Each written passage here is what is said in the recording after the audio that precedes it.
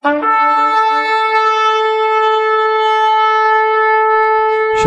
bienvenue pour cette nouvelle vidéo. Aujourd'hui, je vais parler d'une chose très importante, c'est à propos des doutes sur l'éternité de Mohammed et des musulmans au paradis. Beaucoup de personnes doivent se poser une question, notamment les musulmans. Est-ce que Mohammed et les musulmans sont à l'heure actuelle au paradis? Cette vidéo a pour but aux musulmans de faire connaître la vérité, de faire montrer la vérité en tout cas, et de faire montrer ce que cache l'islam, la face cachée de l'islam, et que l'islam mène en tout cas vers le mauvais chemin. Donc cette vidéo a pour but de dévoiler la vérité et de faire montrer où mène l'islam, le Coran, Mohammed et Allah. Pour commencer, je vais parler d'une chose vraiment surprenante. Il est écrit dans la sourate 33, verset 56, donc c'est tiré directement depuis le Coran, donc je ne mens pas. Allah et ses anges prient sur le prophète. Ô vous qui avez cru, priez sur lui, adressez-lui les saluts. Nulle part dans la Bible, le véritable Dieu, le Dieu d'Abraham, d'Isaac et de Jacob, prie pour ses créatures. Au contraire, ce sont les créatures qui prient pour l'Éternel. Mais là, c'est Allah et les anges prient sur le prophète. On se demande qui Allah peut bien prier s'il est lui-même Dieu. S'il est lui-même un Dieu, pourquoi il prie pour qui alors? Il prie sur Mohammed. Donc cela veut dire que Mohammed est plus grand qu'Allah. Bizarre qu'un Dieu prie pour sa création et surtout sa créature. Cela veut dire également que Mohammed serait plus grand qu'Allah. Et que le Dieu d'Allah serait Mohammed. Puisque nous, dans la Bible, Dieu ne prie pas pour ses créatures. Au contraire, les créatures ont un Dieu suprême, c'est l'Éternel. Alors, si Allah et ses anges prient sur le prophète, cela prouve que Mohammed est plus grand qu'Allah et les anges. Et que Mohammed serait le Dieu d'Allah. Voilà. Alors, j'ai trouvé un hadith qui confirme cette sourate. D'après Abu Huraira, nous avons dit, ô messager d'Allah, comment devons-nous prier sur toi? Non seulement Allah et ses anges prient sur le prophète, mais en plus les compagnons et les musulmans doivent prier sur Mohammed. On voit déjà qu'il y a un problème. Donc le prophète répondit, dites, ô Allah, prie sur Mohammed et sur la famille de Mohammed et bénis Mohammed et la famille de Mohammed, comme tu as prié sur Ibrahim, donc Abraham, et sur sa famille et les a bénis. Tu es certes digne de louange et de gloire, rapporté par Tahawi dans Shah Mushkil al-Hattar, numéro 2240, et authentifié par Sheikh Albani dans Asl Sifat Salat, volume 3, page 926. Donc Allah et ses anges prient sur le prophète, et les compagnons et les musulmans prient sur le prophète. Non seulement Allah aurait prié sur Ibrahim également et sur sa famille, mais en plus il prie sur Mohammed et sur sa famille. Allah serait-il un Dieu ou un humain? Et si Allah est un Dieu, il prie pour qui? Il prie pour Mohammed. Il est censé être le créateur, n'est-ce pas? Donc impossible qu'il prie un être humain, ou bien Allah lui-même aurait un Dieu en qui il est soumis. Et ce Dieu n'est rien d'autre que Mohammed. Donc vous voyez, il faut savoir une chose, c'est que ce qui caractérise la croyance musulmane, c'est la foi en Mohammed. Sourate 5, verset 81. La foi en un homme, En effet, sans Mohammed, il n'y a pas de Coran, sans Coran, il n'y a pas d'Allah, sans Allah, il n'y a pas d'Islam, et sans Islam, il n'y a pas de Mohammed. La boucle est bouclée. Tout l'islam repose sur la foi en un homme, Mohammed. En plus, si nous voyons bien dans la Shahada, la profession de foi islamique, il est écrit « J'atteste qu'il n'y a de Dieu en dehors qu'Allah et son messager Mohammed. » Je le répète, j'atteste qu'il n'y a de Dieu en dehors d'Allah et son messager Mohammed. Et son messager Mohammed. Donc cela veut dire qu'il n'y aura pas qu'un seul Dieu, ce qui contredit la croyance musulmane que l'islam est un monothéisme pur, mais en plus cela veut dire qu'il y a deux dieux, Mohammed et Allah, puisqu'il est écrit il n'y a pas d'autre Dieu en dehors qu'Allah et Mohammed, son messager Mohammed. En plus de cela, Allah et ses anges prient sur Mohammed et les compagnons prient sur Mohammed. Donc cela veut dire que l'islam n'est pas une religion monothéiste, mais plutôt polythéiste. Et après, les musulmans accuseront les juifs et les chrétiens et les mécréants d'associationnisme, de polythéisme, d'idolâtrie, etc. Donc c'est assez bizarre. En plus, ce qui caractérise la croyance musulmane, c'est la foi en Mohammed qui n'est rien d'autre qu'un homme. Alors que dans l'islam, ils doivent avoir un monothéisme pur, être soumis et être l'esclave d'Allah, de ne croire qu'en lui seul, de ne prier que lui seul, de ne soumettre qu'à lui seul, alors que Mohammed a dit que de prier sur lui et que Allah prie sur lui. L'islam est vraiment une religion contradictoire. Déjà, vous voyez, musulmans, que Allah n'est pas finalement le seul Dieu unique, puisque il y a aussi Mohammed. C'est pour ça que Mohammed est idolâtré partout. Dans l'islam, il est idolâtré partout. Et en plus de cela, il est écrit que si vous obéissez à Mohammed, vous obéissez certainement à Allah. Voilà. Vous ne pouvez pas croire en Allah et rejeter Mohammed, tout comme vous ne pouvez pas croire en Mohammed et rejeter Allah. Vous devez croire en Mohammed et en Allah. Et en plus, il est bien écrit Allah est son messager Mohammed. Donc on voit que Mohammed a une place vraiment haute, au point que Mohammed s'est fait l'égal d'Allah. Mais aussi, pourquoi Mohammed aurait besoin d'être prié pour lui? Pourquoi il aurait besoin de paix et de bénédiction? Par exemple, si nous prenons Yeshua dans la Bible, le véritable Jésus qui se trouve dans les évangiles, Yeshua n'a pas besoin d'être prié puisque lui-même il est le prince de la paix.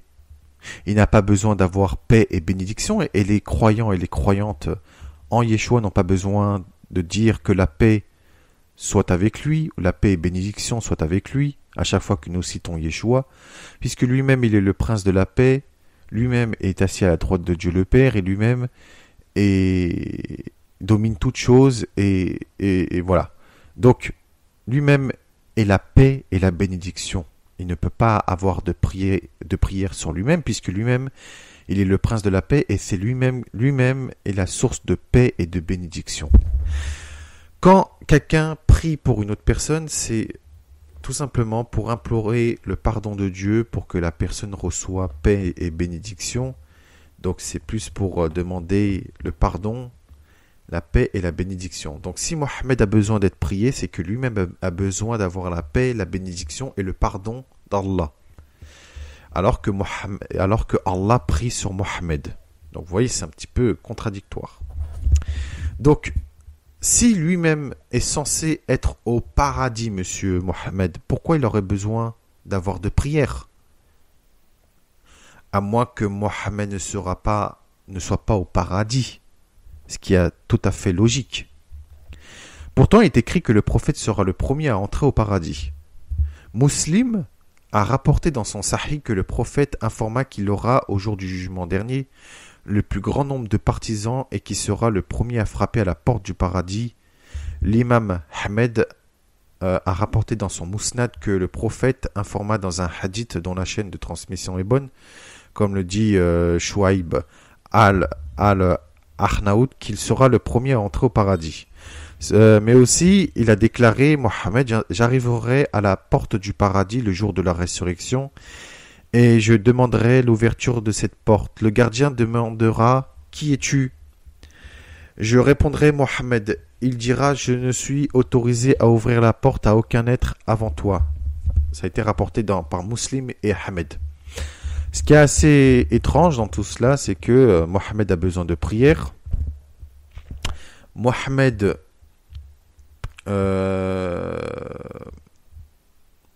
lui-même déclara qu'il sera le premier à entrer au paradis, mais dans la contradiction la plus totale, lors de son voyage nocturne, il est monté au paradis et il a visité le paradis et il a vu que dans le paradis, il y avait les prophètes qui étaient déjà là et qu'il y avait déjà des personnes qui étaient au paradis d'Allah. Donc cela prouve que Mohammed ne sera pas le premier à entrer au paradis puisque lors de son voyage nocturne, monté d'un al-Burak, d'une créature légendaire païenne, il aurait visité le paradis, il aurait même dirigé une prière et il a vu que des gens étaient déjà dans le paradis. Donc c'est quoi cette contradiction? C'est vraiment c'est contradictoire, franchement. En plus de cela, c'est que Mohammed ose dire cela, qui sera le premier à entrer au paradis, alors que lui-même ignore ce qu'il arrivera après sa mort. Si vous ne me croyez pas, c'est confirmé dans un hadith, donc Sahih al-Bukhari, volume 9, livre 87, numéro 145. Une femme aurait déclaré à son époux, ou à un homme, qu'Allah ait pitié de toi, je témoigne qu'Allah t'a honoré. Mohammed demanda à la femme, comment sais-tu qu'Allah a honoré cet homme? Je le sais par Allah, dit-elle. Mohammed répondit, cet homme, la mort l'a frappé, je lui souhaite le meilleur au nom d'Allah. Par Allah, bien que je sois le messager d'Allah, j'ignore ce qui m'arrivera tout comme toi. Donc, ça a été rapporté par Al-Bukhari, volume 9, livre 87, numéro 145, raconté par Kharija bin Saïd bin Thabit. Cela prouve que lui-même aurait des doutes sur son éternité, alors que lui-même a dit qu'il sera le premier à entrer au paradis. Même Mohammed disait que ce sera uniquement par la miséricorde d'Allah qu'entreront les musulmans. Et Mohammed lui-même ne savait pas s'il serait gracié par Allah. D'après Abu Saïd, que le prophète a dit, personne ne rentrera dans le paradis si ce n'est par la miséricorde d'Allah. Ils ont dit, même toi, ô messager d'Allah? Le prophète a répondu, moi-même, sauf si Allah me couvre de sa miséricorde. Et il fit un signe sur sa main au-dessus de sa tête. Rapporté par Ahmed et identifié par Sheikh Albani dans Sahih Targhib, numéro 3599, Hadith Sahih Li Gayri. Excusez-moi pour la prononciation. Donc, il ne sait pas ce qui lui arrivera, il ignore ce qui lui arrivera après sa mort, mais en plus de cela, c'est qu'il ne sait pas si Allah va lui faire miséricorde. Ce qui veut dire que si Allah refuse de faire miséricorde à Mohammed, prophète ou pas, il n'entrera pas malgré qu'il aurait fait de soi-disant bonnes actions et qu'il aurait combattu pour la cause d'Allah. Donc vous voyez, c'est un petit peu... Donc si Mohammed ne sait pas s'il va aller au paradis, les musulmans eux-mêmes ne savent pas s'ils vont aller au paradis. Alors que Mohammed lui-même déclare qu'il ne sait pas s'il va aller au paradis, lui-même déclare qu'il est prêt à intercéder pour sa communauté et ceux qui prient pour lui, alors qu'il n'est pas certain d'avoir le paradis. Selon Ibn Mas'ud, le prophète a dit « Les gens les plus dignes de mon intercession le jour de la résurrection seront ceux qui auront fait le plus de prières sur moi. » Donc ça a été rapporté par At-Tirmidhi. Encore une fois, Mohammed a besoin d'être prié, puisqu'il a dit ceux qui auront fait des prières sur moi seront les plus dignes de mon intercession. Encore une fois, pourquoi les musulmans doivent prier Mohammed s'ils ne sont soumis qu'à Allah seul? Ça ne devient plus du monothéisme pur, mais ça devient du polythéisme, tout simplement. Mais en plus, Monsieur Mohammed, il s'enfonce encore plus puisqu'il déclare qu'il promet des paradis aux musulmans. Il promet des maisons au paradis aux musulmans. D'après Abu Umama, le prophète a dit « Je garantis une maison à la périphérie du paradis à celui qui délaisse la polémique, même s'il a raison. Une maison au milieu du paradis à celui qui délaisse le mensonge, même s'il plaisante. et une maison en haut du paradis à celui qui améliore son comportement. Rapporté par Abu Daoud dans son Sunan numéro 4800 et authentifié par Sheikh Albani dans Sahih Abi Daoud Hadith Hassan. Monsieur Mohammed ne sait pas s'il aurait la grâce et la miséricorde d'Allah. Monsieur Mohammed ignore ce qui lui arrivera malgré qu'il soit le messager d'Allah.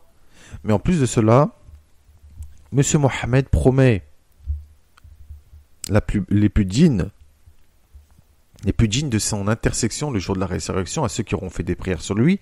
Et il promet des maisons au paradis aux musulmans et à ceux qui auront fait le bien. Donc, de même qu'il prendra la main à celui qui glorifie chaque matin Allah pour l'emmener au paradis.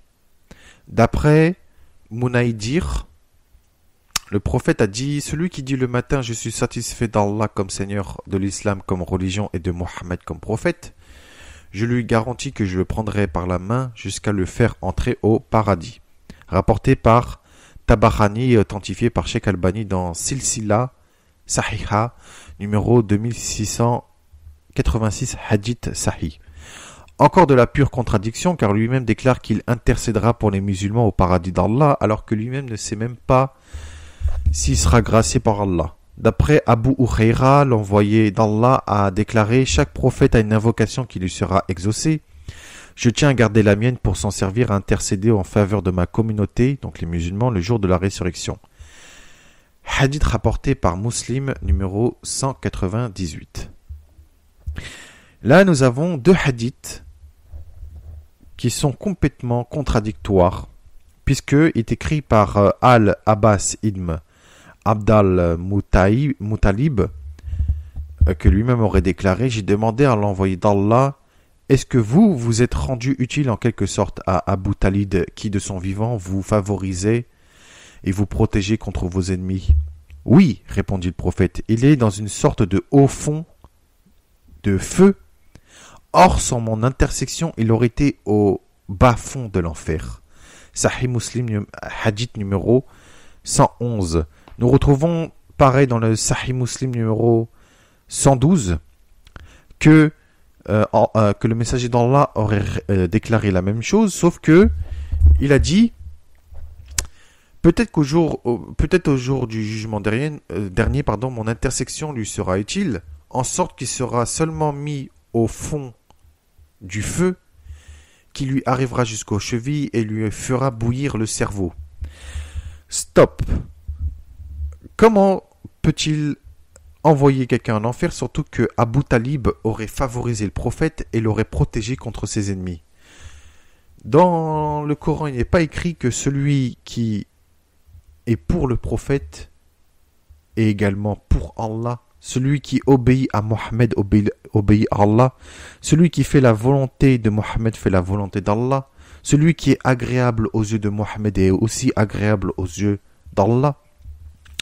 Alors pourquoi Abu Talib serait au haut fond du feu qui lui arrive jusqu'aux chevilles et qui lui fera bouillir le cerveau? Cela prouve que Mohammed intercède auprès d'Allah pour que les musulmans aillent en enfer. Donc pourquoi, si Abu Talib aurait favorisé le prophète, il l'aurait défendu contre ses ennemis, pourquoi il se retrouve dans le feu? Cela prouve que Mohammed emmène les gens dans le feu. Il faut savoir que Mohammed commettait d'énormes péchés et implorait le pardon d'Allah plus de 70 fois par jour. Sahih al-Bukhari numéro 6307. De même, Allah disait à Mohammed d'implorer son pardon pour ses péchés à Mohammed, mais également pour sa communauté. Sourate 47, verset 19 et Sourate 48, verset 2. Alors que Mohammed déclara que tous les membres de sa communauté entreront au paradis.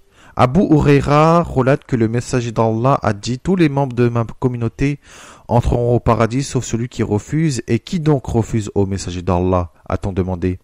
Celui qui m'aura obéi entrera au paradis, celui qui m'aura désobéi aura refusé. Al-Bukhari, Riyad à As Salehin, numéro 158.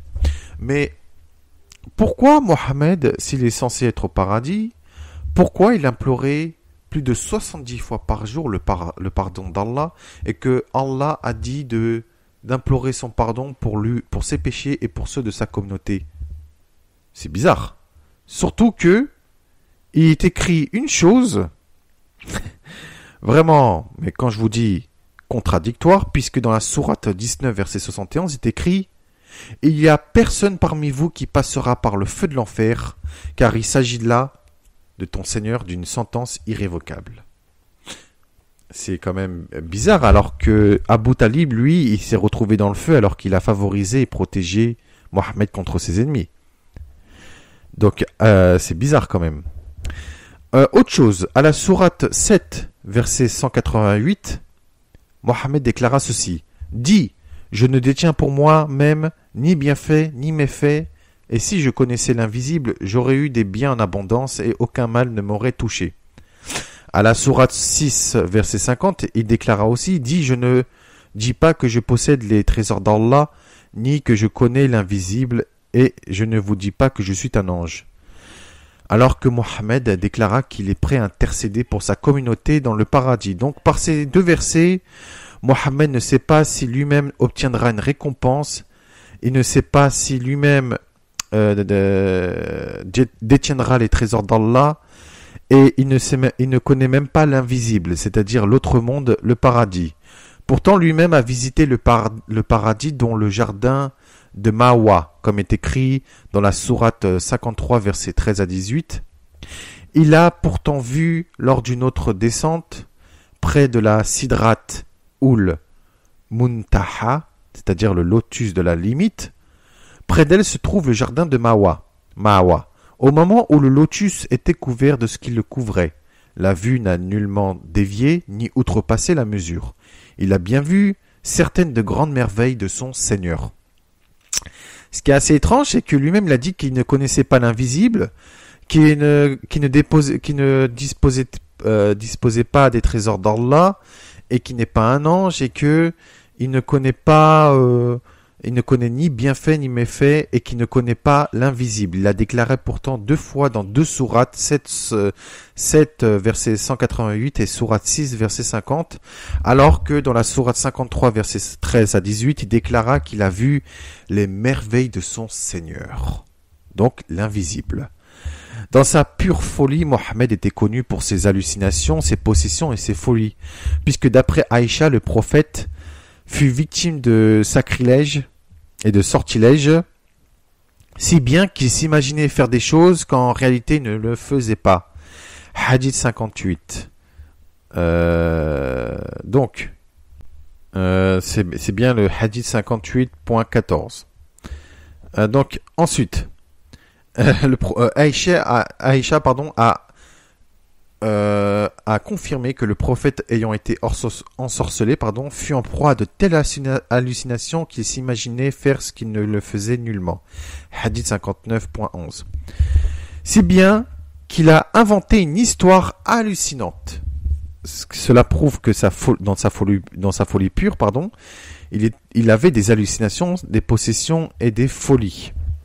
Il a raconté une histoire hallucinante. Il aurait déclaré qu'il aurait fait un voyage nocturne au paradis. Premièrement, il dort à la Mecque, près de la Kaaba. Il est ensuite réveillé par l'ange Djibril. Il a fait monter Mohammed dans une sorte de al-Bourak, une espèce de cheval surnaturel d'origine païenne. Il a accompli le voyage vers la mosquée la plus éloignée, changée en Jérusalem par une tradition tardive dont le nom de Jérusalem n'apparaissait pas dans le Coran. Donc, monté sur un al-Bourak, il est en route et il rencontre des puissances bonnes et mauvaises. Il visite Hébron et Bethléem. Arrivé à Jérusalem, il rencontre les prophètes Abraham, Moïse et Jésus et dirige leur prière, c'est-à-dire qu'il a dominé quand même la prière et donc se rendre supérieur. Il monte dans les 7 cieux par une échelle toujours sur Al-Bourak. Il visite les 7 cieux, donc le paradis. Au ciel inférieur, il rencontre Adam. Au second, Issa, le faux Jésus, et Jean le Baptiste, Yahya. Donc tout ça, c'est des faux... ce ne sont pas les véritables prophètes de la Bible. Hein. Ce n'est pas le véritable Yeshua, ce n'est pas le véritable Jean-Baptiste, ce n'est pas le véritable Adam de la Bible. Hein. Je préfère vous le préciser. Hein. Ceux du Coran sont des faux. Donc il rencontre Adam. Au second, il rencontre Issa et Yahya. Au troisième, il vit Joseph, fils de Jacob, Youssouf. Au quatrième, Enoch, Idris. Au cinquième, Haroun.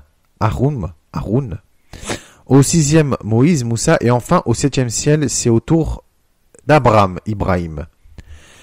Je tiens à repréciser que le Adam, Jésus, Jean-Baptiste, Joseph, Enoch, Aaron, Moïse et Abraham de l'islam ne sont pas ceux de la Bible.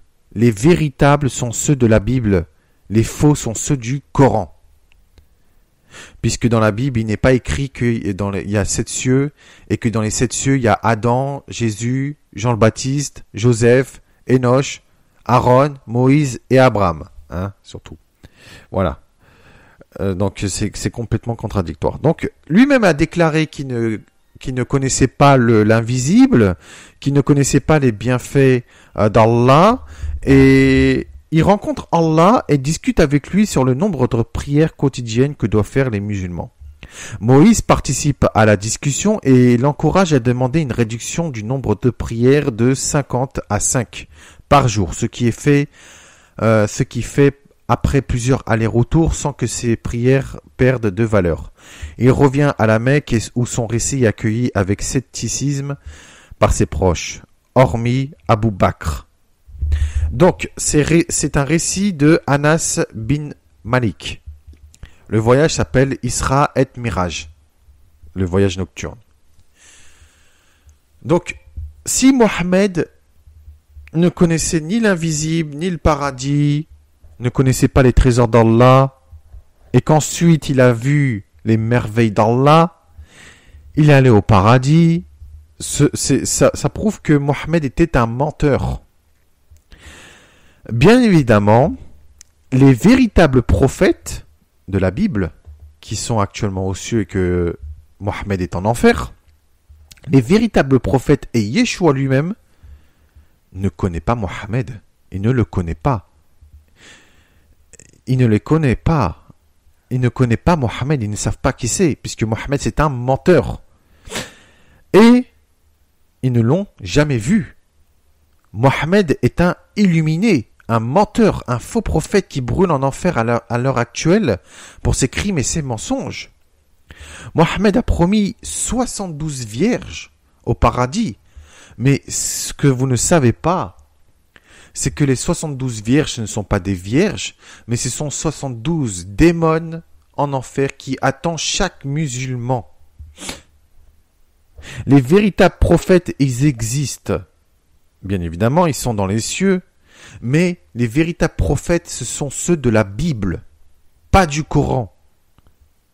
Le Coran a été apparu au 9e siècle après Jésus-Christ. Donc comment les prophètes qui sont venus avant peuvent être inscrits dans le Coran et qui sont musulmans alors que l'islam est apparu vraiment tardivement, presque au 9e siècle. Donc comment les prophètes auront pu entendre parler de Mohammed, surtout qu'il n'existait pas à l'époque, et que Mohammed est devenu prophète 6 siècles après Jésus-Christ, et le Coran et l'islam ont été entendus parler au 9e siècle après Jésus-Christ. Donc cela prouve que les prophètes ne sont pas musulmans, Jésus n'est pas musulman, Allah n'est pas le Dieu de la Bible, et que l'islam est une pure invention. Mohammed était un illuminé, un menteur, un faux prophète qui brûle actuellement en enfer. Et tous les musulmans qui croient en Mohammed, en Allah et à l'islam et au Coran brûlent actuellement en enfer. Alors que même Abu Bakr, surnommé le pleureur car il pleurait toujours lors de ses prières par crainte de l'enfer, disait qu'il n'était pas sûr de son éternité. Et pourtant c'était un croyant musulman. Et oui, pourtant Mohammed avait promis monde des merveilles à Abu Bakr, mais il disait dans As-Siddiq, si l'un de mes pieds se trouvait dans le paradis et l'autre encore à l'extérieur, je ne ferais toujours pas confiance à l'ingéniosité d'Allah. Il a même déclaré, à chaque fois que je commence à prier, j'imagine Allah debout devant moi et le roi de la mort derrière moi, le paradis à ma droite et l'enfer à ma gauche, et j'ignore ce que mon Dieu fera de moi. Pourquoi Abu Bakr déclara ça, surtout que il est censé être au paradis, puisque Mohammed a promis le paradis. Donc, c'est bizarre quand même. Maintenant, encore plus étrange dans la foi islamique, c'est que Allah sortira du feu de l'enfer ceux qui auront cru en lui. Il est écrit, je sais certainement quel est le dernier des gens de l'enfer qui en sortira, ou le dernier des gens destinés au paradis à entrer au paradis. C'est un homme qui sortira du feu en traînant à quatre pattes. Allah, glorifié et honoré, lui dit, va et entre au paradis. Il va au paradis, mais se l'imagine déjà plein. Il revient alors sur ses pas et dit, Seigneur, je l'ai déjà trouvé plein.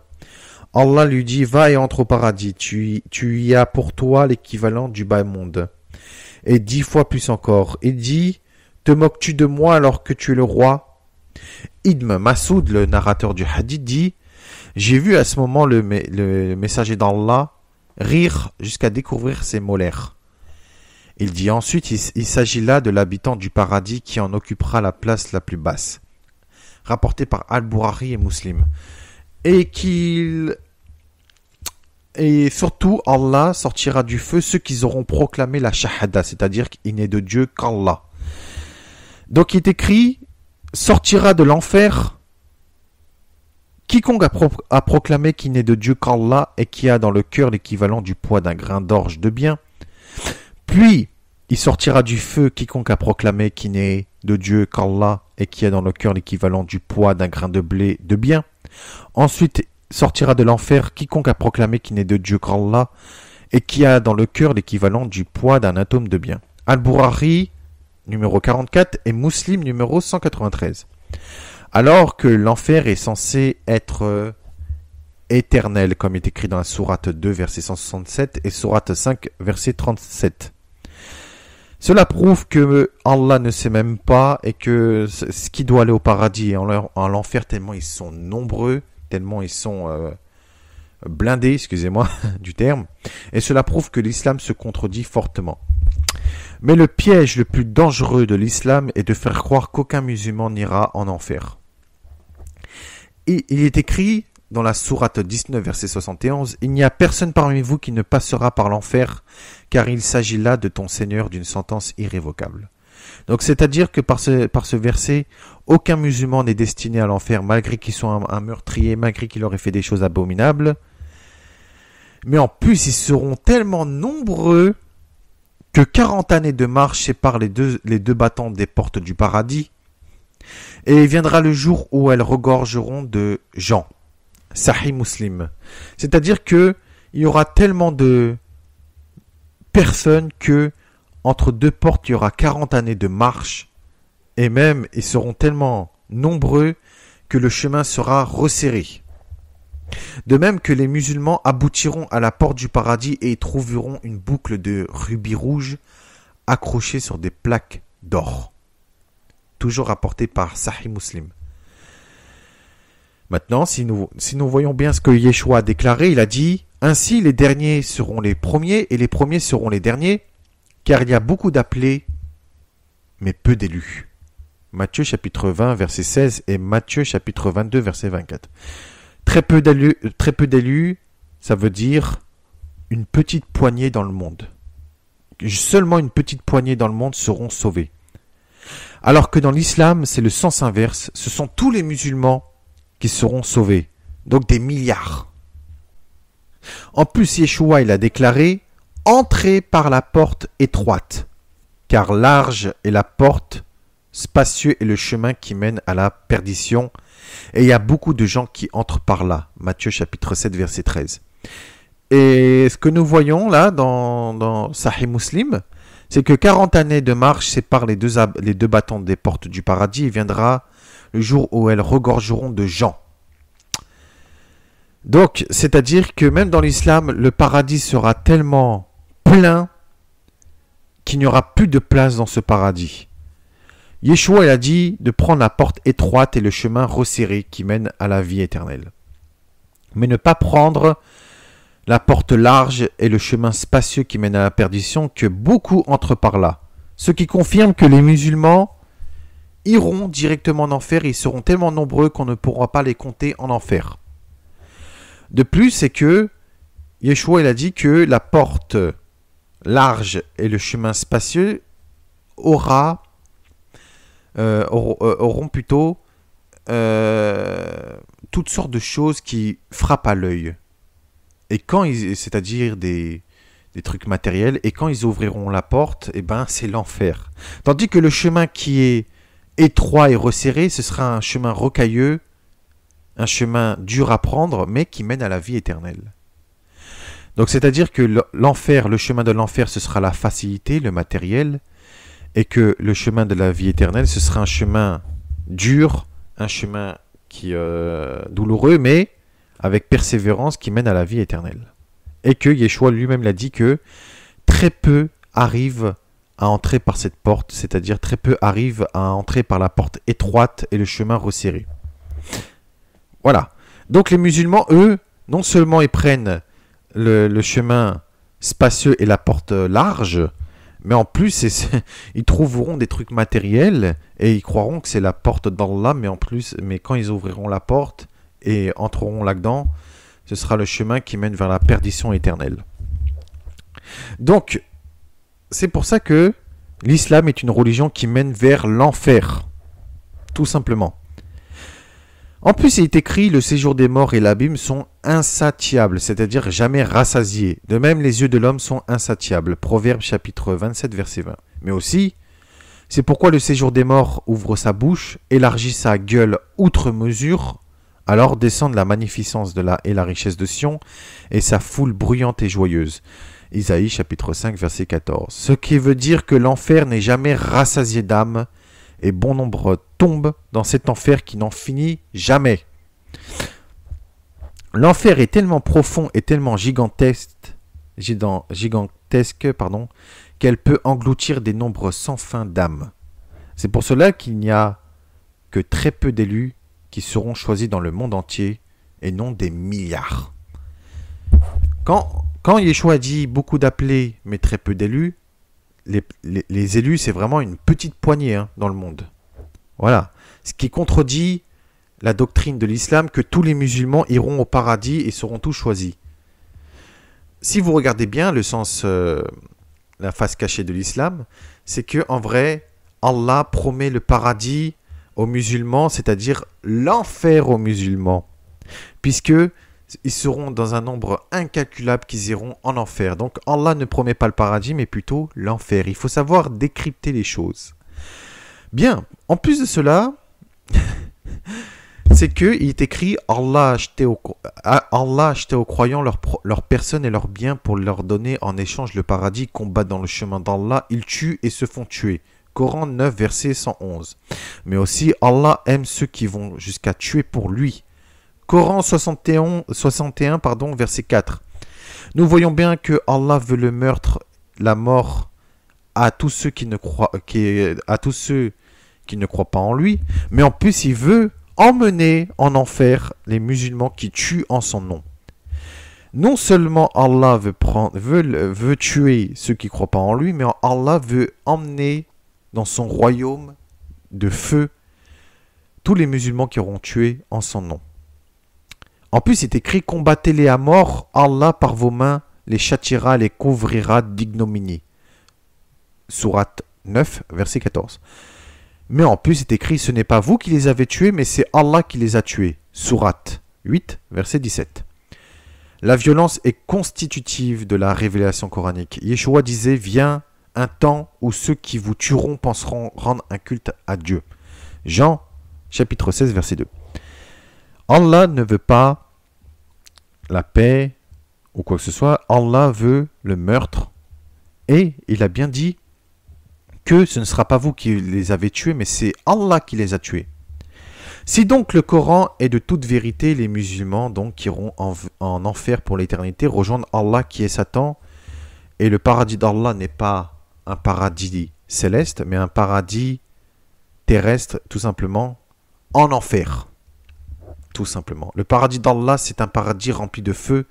Les 72 vierges, ce ne sera pas des 72 vierges, mais ce sera 72 démons qui feront subir des actes sexuels aux musulmans et des tortures durant toute l'éternité. Donc, si Allah est le Dieu véritable, pourquoi l'Éternel, dans la Bible, ordonna ceci: tu ne tueras point, Exode chapitre 20, verset 13 et Deutéronome chapitre 5, verset 17.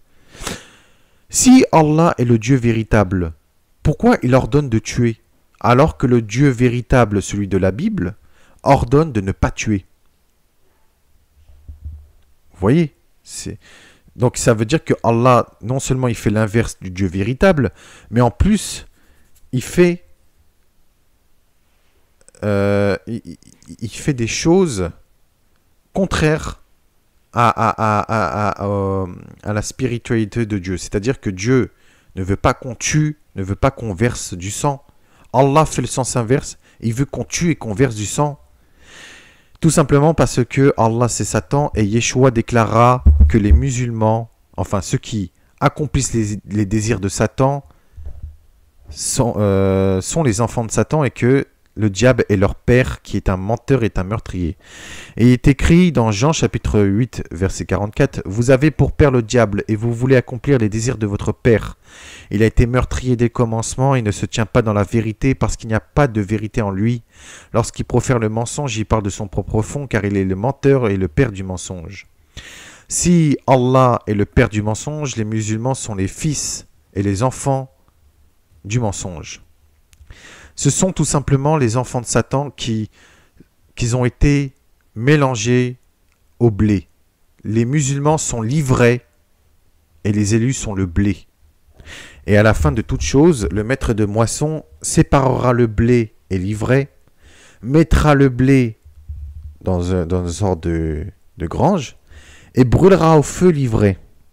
Tout simplement, Yeshua lui-même il avait dit que le blé ce sont les élus, et l'ivraie, ce sont les fils de Satan qui apportent toutes sortes de maux sur terre et toutes sortes de scandales, et seront jetés dans le feu, où il y aura des pleurs, des cris, des grincements de dents. En plus, aucun meurtrier n'a la vie éternelle en lui, comme est écrit dans 1 Jean chapitre 3, verset 15, mais en plus, les meurtriers hériteront du lac de feu et de soufre pour l'éternité. Apocalypse chapitre 21 verset 8 et Apocalypse chapitre 22 verset 15.